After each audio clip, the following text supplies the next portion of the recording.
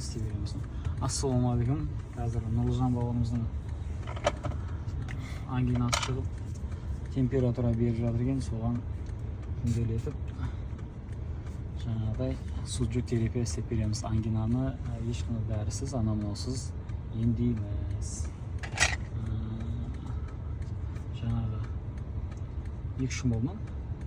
3-ші күн. 3-ші күн.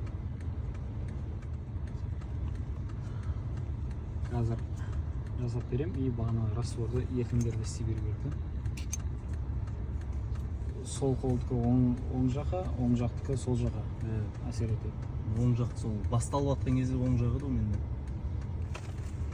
Егер де сіздерді ангина, бронхит, жаңағы танзилит, жаңағы бронх демікпе дейді, мазалап жатса, гайморит, соларды ешқандай дәрі-дәрмексіз емдейміз. Суджук терапиямен жаңағы раствор бар, раствормен шай беріп, оның барлығын өзіміз айтып отырамыз.